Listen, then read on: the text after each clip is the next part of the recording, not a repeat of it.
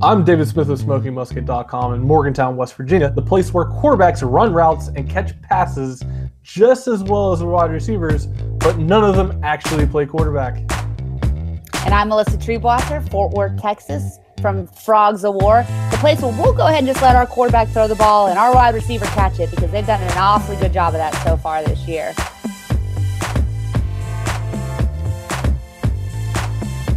This is Big 12 Breakdown, Week 8. We are both representing teams that are on a bye week. So before we get started into Saturday's games, let's take a look at the State of the Union for the West Virginia Mountaineers. What do you see going on with your team in Morgantown right now, David? So far, the Mountaineers are 0 for October, which is not great. We started off the year 3-0, big wins against Georgia Southern, who's done just great since we beat them, and a big win against rival Maryland. Unfortunately, West Virginia has lost all their games since then. WVU is not doing very well traveling. Skylar Howard is still struggling whenever you think he would probably make more progress at this point. But then again, whenever you're facing the top 4 teams in the Big 12 in a row, 3 of them on the road, it's tough to expect good results. I would say Dana Holgerson is not one of those names that's very popular in Morgantown and the state of West Virginia right now. There are discussions already about his buyout. There are discussions about if he's gotten enough time, if West Virginia has been too patient with this. There are a lot of conversations that you do not expect from just this program. We don't expect to, go ahead and we don't expect to win the whole conference, but we definitely expect bowl eligibility. We definitely expect being more than competitive, and we definitely expect going better than 0-3 in October. That being said, it's not looking good. So it's sad here. We definitely need a win against TCU on the road, which TCU does great at home. So I'm sad. Really sad. I hate to make you more sad, but I'm obviously hoping you go 0 for October here at the end of the month with the Mountaineers traveling to TCU, who picked up a nice win against Iowa State on the road. The program needed a win that did not cause several of their fans to have heart attacks mid-game, and I think we got that after a very, very difficult first quarter. The Frogs outscored Cyclones 31-0 over the final 3, and the defense made a stand, even though our other cornerback, who is one of our 2 healthy corners, was ejected for targeting, and our starting linebacker and leading tackler actually had to move back to the safety position in the middle of the game. So the Frogs have been kind of hanging on by the skin of their teeth, but Gary Patterson had said before the season that this 4-game stretch was the most important part of the season for TCU, as they are the only team in the country to have played 5 Power 5 teams and won, and have played and won 4 road teams, 4 Power 5 road games for the Horned Frogs. So that is something impressive. The wins have not been pretty, and nobody inside the TCU program is going to tell you that they've been happy with how they've won, but they will say they're very glad to have kept winning. Josh Doxson broke his own records from last season for both receiving yards and touchdowns in the game Saturday night in Ames, and we're only at week 7. So good things are ahead for TCU as long as Doc and Boykin are slinging the rock around, which is a pretty good place for us to be right now. So definitely looking forward to matching up with West Virginia back at Amon G. Carter, and I think we're going to have a really interesting game from 2 teams that are hopefully trending different directions at the end of the month. Again, no offense. But taking a look at our programs, let's turn things around and look at the rest of the Big 12. There's a lot of interesting games coming up on the season, a lot of season definers here for programs. Teams that are either trying to separate themselves near the top of the standings or just hoping to climb back into the conversation for bowl eligibility and make the conference look a little bit better. One of those games is the first one on our slate, a noon kickoff between Kansas State and the Texas Longhorns. Longhorns obviously coming off of the bye week after the Red River shootout victory, and K-State after getting absolutely throttled at home. Do you see that more being a case of Kansas State just had their heart ripped out by the Horned Frogs? Is OU that good? Or do you think this is just an opportunity for Texas to roll over the Cats in Austin? Honestly, whenever it comes to K-State, I'm really worried about that program, at least whenever it comes to offense. They couldn't do anything against OU on offense or defense last week in Manhattan. Backup Cody Cook actually came in, did play decently for Joe Huebner. He came in during the second quarter after Joe Huebner throws 2 picks. Unfortunately, he starts off the second half with a pick 6, but after that, he played pretty well. But OU just did whatever they wanted on offense, somewhere around 570 yards, total yards on offense. OU ran it 52 times against K-State, which, I mean, I guess that's what they need to do. And OU is a good running attack, but they usually try to keep it pretty balanced. But whenever you don't have to throw it, I mean, you shouldn't. So if K-State can't stop the run, I don't see them doing very well against Texas. With, of course, the Longhorns coming off that big win, a Red River shootout, coming off a feel-good bye week, finally getting the pride back. I was saying before, which, was the other cut, so I can't really talk about that right now, of course.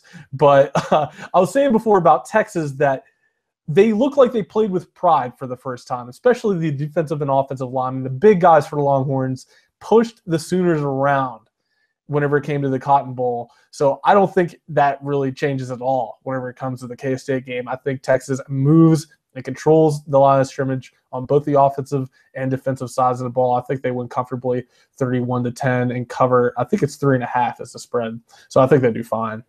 Well, anytime that you control the line of scrimmage, you generally control the game. And like you said, it's the first time this season against OU that we really saw Texas, which has as much talent on the offensive and defensive lines as anybody in the conference, actually own that talent and do something with it. I agree with you. I think that trend continues. Kansas State just had the wind absolutely taken out of their sails 2 weeks ago against TCU, and the team that showed up at home against the Sooners was not the same team that pushed TCU around for the first 3 quarters of that football game. I think Kansas State now is going to have to do a lot of work just to get bowl eligible. Their season is really threatening to slide off the rails. And honestly, nothing against their program, because I think Bill Snyder's amazing. But when you look at the injuries they had, especially at the quarterback position, it was really just a matter of time before good defense came in and shut them down. You're going to see more of the same from the Longhorns this week. And sadly for Kansas State, it's going to be a long flight home. Sadness. But yeah, so moving on in the state of Texas, Iowa State 2-4, 1-2 in the conference, traveling to the number 2 Baylor Bears, still undefeated, 6-0, 3-0 in the conference. Baylor Bears 12 votes away from that number 1 spot. So they're playing at noon on ESPN. They are favored 36.5 against the Cyclones, who showed signs of life against TCU in the first quarter at least. I'm a fan of Sam B. Richardson, the quarterback for the Cyclones, but who the hell is Joel Lanning, and why is he not playing more often? That touchdown pass he threw, I'm on board. I am totally on board. I want to see more of him. I think he should get more playing time. Outside of that, I do like the Cyclones freshman running backs Mike Warren and Joshua Thomas. That being said, Baylor all the way here. I think the Baylor Bears are way too good. Honestly, I think they're the best team in the conference. They're going to get into the playoff. They absolutely dismantled Tony Gibbs's Mountaineer defense last week. Seth Russell continues his Heisman hopeful season, I feel, against the Cyclones. Baylor covers the 36.5 against Iowa State, probably winning something like 66-17. What do you think? Well, I think you're wrong on one count. I don't think that this is Seth Russell's Heisman campaign. I think it's wide receiver Corey Coleman's. He has been absolutely, I tell you, he's been absolutely unstoppable this season, and obviously it's very painful for me to say.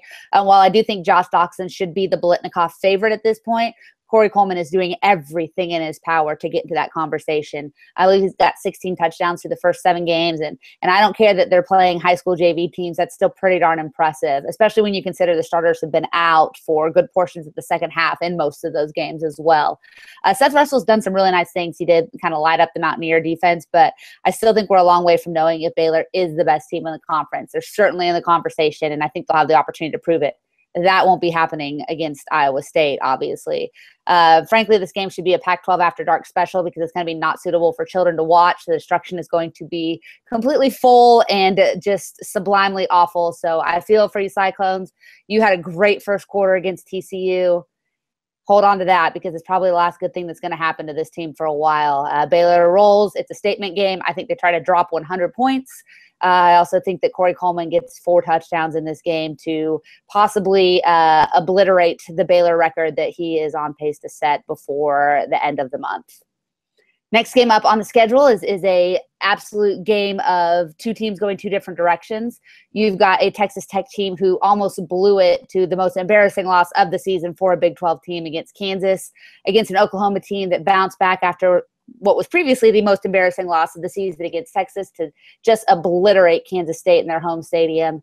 The spread on this game is 15 points. It's a 3:30 Eastern kickoff on ABC, ESPN2. Are the Sooners going to hit that 15-point spread? Is Texas Tech have a shot in this game? What are you thinking on that? I did want to say that before the season started, I thought Cliff Kingsbury was probably going to get fired at the end of this year. I didn't think Texas Tech was going to be very good. But the Red Raider offense is back. Pat Mahomes, quarterback, is having a hell of a year for Tech, already throwing 20 touchdowns, 6 interceptions, 64% completion rate. I'll take it. I would love to have that at Morgantown, including running back DeAndre Washington, who already has over 700 rushing yards with 7 touchdowns this year. The problem with Tech has always been the problem whenever it comes to my eyes was their running defense. I thought they actually fixed it whenever they beat the hell out of Arkansas, but it just turns out that Burt and the Razorbacks are just bad. So far this year, they're giving up around 6 yards per rush. They gave up over 200 against your TCU Horned Frogs at home. OU has a better rushing attack than TCU, and they're playing in Norman. I think OU wins this one, but they don't quite cover the spread because Texas Tech has a decent enough offense to score with almost anybody, but OU's the Sooner defense, like the Sooner offense is just too much. I think OU wins this one by 10, like 40-30, something like that. What do you think? Well, I think it's interesting that you are talking about how the Texas Tech offense is back, and this is the same Texas Tech offense that's coming off a 30-point game against Kansas. Kansas. I think the Oklahoma defense is a little bit better than what the Jayhawks put out. And so it might be just the old, these are 18 to 22-year-old kids overlooking the worst team in the conference and just not being ready to play. Very, very possible. Or it could be that people have kind of caught up to the Texas Tech offense. And if they're not firing on all cylinders, it's pretty easy to stop. On the other side, you've got Oklahoma, which brought in Lincoln Riley to run this incredible air raid. And all of a sudden takes their 3 outstanding running backs, gives it to them 52 times, and absolutely blows the doors off the Wildcats. I mean, I know everybody wants to play in the spread, and I know everybody wants to run the spread, and I know that's what the high school kids are looking for. But Oklahoma, do what works. Actually, on second thought, do what works the next 3 weeks, and then go ahead and remember or forget that you have a good running game again heading into November 21st, because that was just unbelievable. Remember last year when Samaje Perine was possibly a Heisman candidate, and everybody thought he'd be the favorite coming into this year? Forget that he's on that team sometimes because they absolutely refuse to run the stinking ball. If I'm a Sooner fan, that's what's frustrating to me, especially after watching what worked so well a week ago.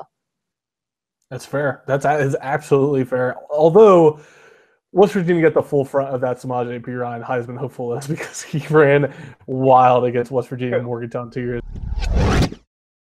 Yeah, 4:30 p.m. game on Eastern Standard Time. I have no idea what channel it's going to be on. It's probably going to be on like Cinemax or something because it's going to be just absolutely dirty.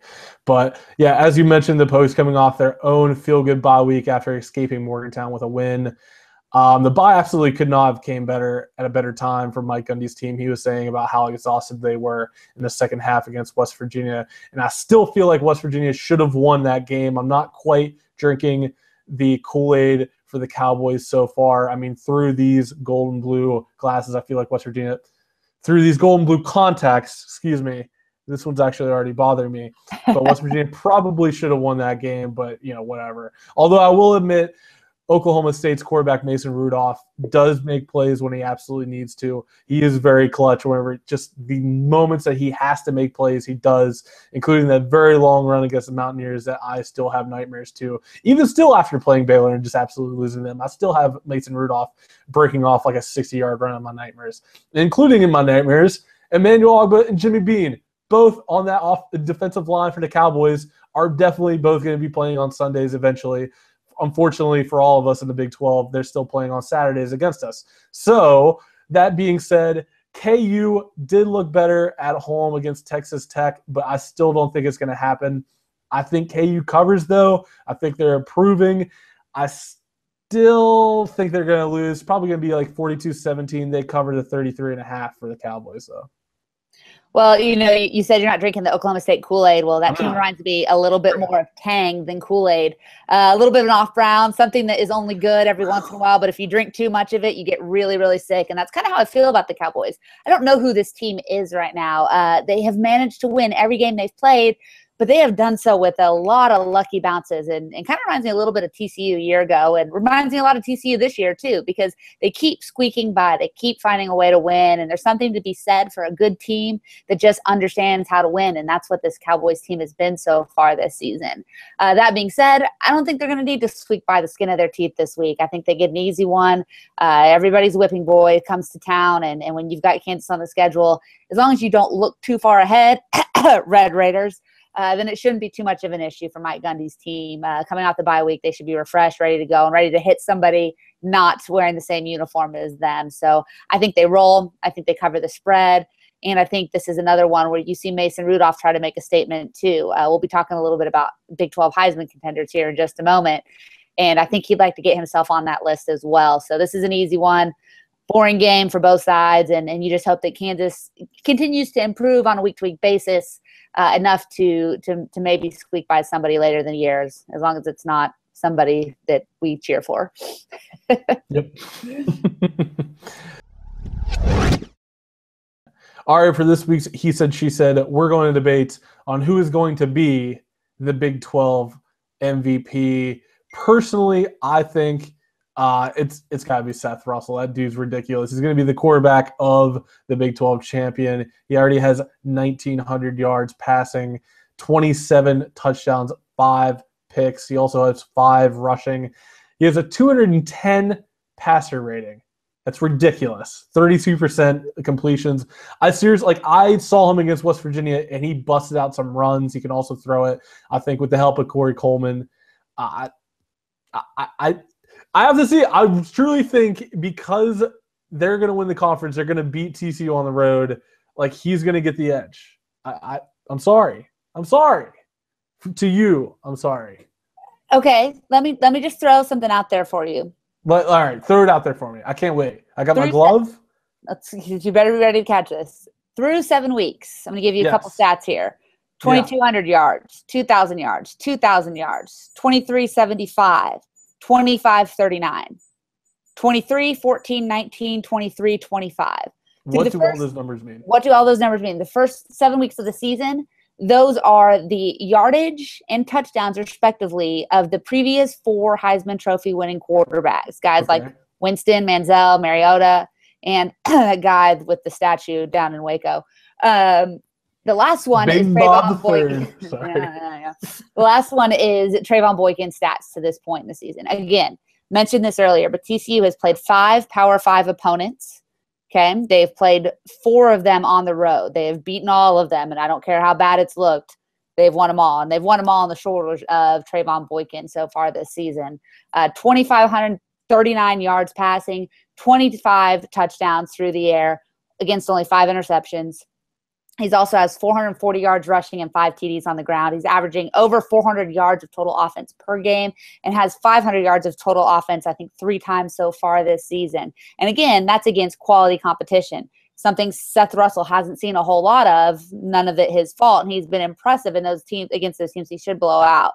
But at the end of the day, TCU is going to need a lot more heroics than Baylor is through the early part of the season. And as much as as much as these voters like big numbers, they also like the dramatic. And I don't think there's anybody in the conference, maybe not even the country, that has more of a flair for the dramatic than Trayvon Boykin at TCU. He is clearly the Big 12 MVP through this point in the season, because you take Seth Russell off of Baylor, they probably still win those games by double digits. You take Trayvon Boykin off of TCU, this is a team that's probably looking more like 3-4, or possibly 2-5 through the first 7 games of the season. I mean, if you're going to go with that, you have to go with Pat Mahomes at Texas Tech then. I mean, he has more than anybody in the conference whenever it comes to passing yards. He has 2,600 yards. 2,600 yards. 2,600 yards. He's also played Baylor and TCU, and he has 2,600 yards. He has 20 touchdowns and 6 interceptions. That's ridiculous. And how many wins does he have against those teams? What? How many wins does he have against those teams? Well, what I'm saying is if you take him off, then they haven't won anything. So if you're saying with that, I mean, like Pat Mahomes, my boy, he also sounds like his name sounds like something that'd be off The Simpsons, like Bart calling the bar. Pat Mahomes sounds great. I'm just saying, like, if you take him off the Texas Tech Red Raiders, if that's going to be your argument, then it's got to be my boy Patrick Mahomes. Well, my argument to there would be: is there really that much of a difference between a team that's going to finish probably 5-7 or 6-6 versus a team that would have probably finished 3-9? I just don't think that. Is that a shot W? Is that a shot W? Is that what you're telling me? No, I think hey, you want to call Baylor the Big 12 champion. I'm just going to come right back at it. We have a week before we have to start talking smack to each other, at least. Yes. But I think ultimately the MVP and you can argue this till you're blue in the face, but the MVP is the most valuable player. The most valuable player that wins some games. And I think Pat Mahomes is amazing. And I think that he has a chance to be a future MVP if Texas Tech can find a defense. Just right now, that team is not good enough, not in spite of him, but despite him. They just aren't good enough to get it done on the big stage. And until they show they can win some games, I just don't think he's got a shot with the voters. Now, one guy who I do think is an interesting name to keep an eye on through the course of the season is a guy I mentioned a little bit earlier, and that's Corey Coleman. At Baylor, Seth Russell, you talk about him being great in his stats. Well, where have all those yardages and all those touchdowns gone to? Most of them have gone to Corey Coleman, the wide receiver. Through this point in the season, with Baylor being 6-0, and again, they've only played 6 games. He's got 41 receptions for 877 yards and an absolutely obscene 16 touchdowns. That means that he's once almost every 3 times he catches the ball, he's taking it all the way to the house, and that's just ridiculous. He's averaging over 20 yards a catch. And when you think about the fact that he's not the only guy on this team, I mean, he's doing this with guys like Katie Cannon on the other side of him, and yet that's the guy that Seth Russell trusts. I might get kind of sick saying this, but if Baylor runs the table, I think you could see Corey Coleman as your Big 12 MVP. I know TCU is probably not going to be able to slow him down, so it's going to be a game of outscore him at the end of November. That's for sure. That's true, and you don't have to sell me on Corey Coleman. I just had to see him just run rampant on the Mountaineers. Yeah. But my actual MVP for all of this, pullovers. Pullovers have been saving my life for years now. Let me tell you about pullovers, boys and girls. Whenever it comes to a young man's life, looking more classy just in general, pullovers do amazing things. They are versatile. They can go with khakis or jeans. You can get them in any color. And for the winter, they're warm, which is awesome. They're decently cheap. You can go with like the button down under it and look classy and not have to iron it. Like you don't have to iron the button down. It's covered up. You're good. Or you can just not wear the button down and just wear, just regular undershirt, and you still look classy. This is the easiest thing in the world. Guys have it so easy. Pullovers, cheat codes. Just buy all the pullovers in your set. That's it. That's all you need. That's all you need. You're welcome. Better than Corey Coleman. Better than Pat Mahomes. Better than Seth Russell. Better than Trayvon Boykin. Pullover. Your thoughts? Just be really, really glad that you're in West Virginia and I'm over here in Texas, because that's 2 shots you've taken at me. 1, you keep calling Baylor the Big 12 champion. They do have to roll through Fort Worth. And 2, you remind me how much easier it is to dress and look nice as a boy than it is as a girl. And on that note, this is week 8 of the Big 12 Breakdown. Thanks for joining us. I'm Melissa Treewasser from Frogs O' War down here in Texas. I'm David Smith of SmokeyMusket.com in Morgantown, West Virginia. And I'm giving you, the Usain Bolt? Yes, bringing it back. From what, 2012, 2013? Yeah, I'm embarrassed of myself on the internet, whatever. I'm doing it for you, football watcher, for you. Well, it's not the most embarrassing thing you've done on the internet. So we'll see you guys next week. Go Frogs. Let's go Mountaineers. We're going to lose against TCU. We're going to go 0 for October. And you know what? We are like, what, top 25 preseason basketball? Boom, press Virginia. Let's do this.